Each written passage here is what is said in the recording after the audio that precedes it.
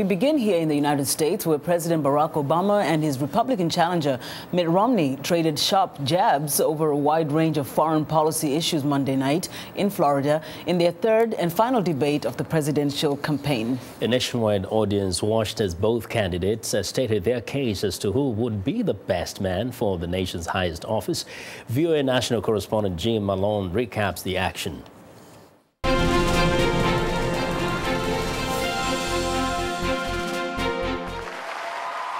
There were fewer interruptions and sharp exchanges in this debate, the candidates perhaps mindful of not coming across as too negative. But at times, the debate did produce a clash of worldviews between President Obama and Mr. Romney, including an exchange on the biggest threats facing the U.S. Governor Romney, I'm glad that you recognize that al-Qaeda is a threat, because a few months ago, when you were asked what's the biggest geopolitical threat facing America, you said Russia. That we're talking about the Middle East and how to help the Middle East reject the kind of terrorism we're seeing and the rising tide of tumult and confusion. And attacking me is not an agenda. But on U.S. efforts to prevent Iran from developing a nuclear weapons capability, the two men seemed more in agreement than not. It's very weak. The president defended his emphasis on sanctions to isolate Iran. As long as I'm president of the United States, Iran will not get a nuclear weapon. I made that clear when I came into office. We then organized the strongest coalition and the strongest sanctions against Iran in history, and it is crippling their economy. Mr. Romney has been critical in the past, but was less so in the debate. I want to underscore the same point the president made, which is that if I'm president of the United States, when I'm president of the United States, we will stand with Israel.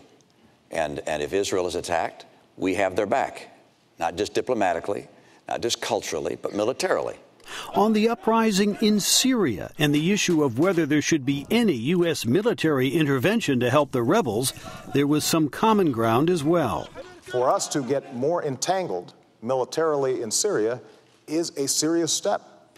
And finally, we don't want to have military involvement there. We don't want to get drawn into a military conflict. There was a difference of opinion on relations with China. Mr. Romney taking a tougher line, even as Mr. Obama spoke of his actions against Chinese tires and steel. China's both an adversary, but also a potential partner in the international community if it's following the rules. That's why on day one, I will label them a currency manipulator, which allows us to apply tariffs where they're taking jobs. They're stealing our intellectual property, our patents, our designs, our technology, hacking into our computers, counterfeiting our goods. Throughout the debate, both candidates sought to link foreign policy questions to the strength of the U.S. economy. We've now begun to make some real progress. What we can't do is go back to the same policies that got us into such difficulty in the first place. And that's why we have to move forward and not go back. I could agree more about going forward, but I certainly don't want to go back to the policies of the last 4 years. 23 million Americans still struggling to find a good job. With 2 weeks to go until Election Day, two new national polls this week show the presidential race is a virtual dead heat.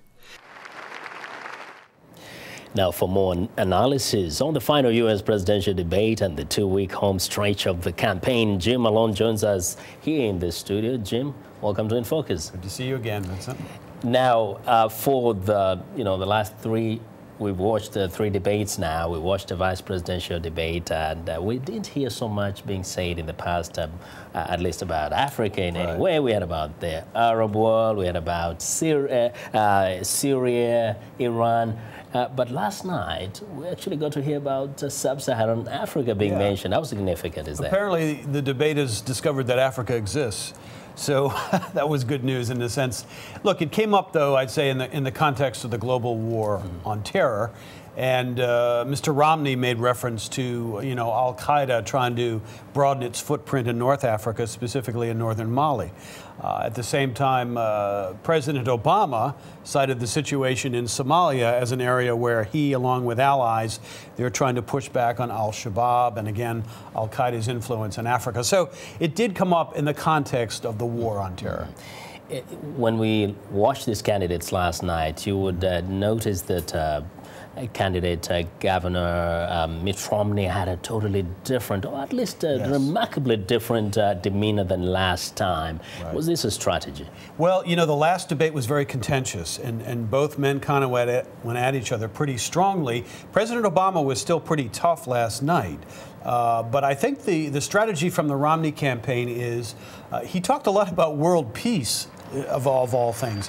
And I think, in effect, he was trying to distance himself from another president, not so much Barack Obama, but George W. Bush. So he talked about not wanting to get into wars like we have in Iraq and Afghanistan. The reason he did that is he needs to present himself as a moderate. He needs to win over that remaining group in the middle of our electorate who's undecided. Some of them are women voters. So Mitt Romney was making a real strategic decision last night to cast himself as a moderate on foreign policy. He wound up agreeing a lot with the president on several issues. A lot. He appears to really be struggling to agree with him. 2 weeks to election. Where do the campaigns stand right now? Look, we talk about the debates. The debates are over. The debates are important for Mitt Romney especially. That first debate, his clear victory, has helped propel him into a virtual tie now. What does this mean? There are very few undecided voters. So the candidates will be looking to win over undecideds, but as much as anything, in the final 2 weeks, they're going to make a huge effort to make sure their own voters get out to the polls to vote. Voting's already occurring in more than half the states, by the way. Millions of votes have already cast. In 2008, that was a huge advantage for the Obama campaign. They're trying to replicate that this year, but the Romney campaign has been busy trying to get Republicans out to vote early as well.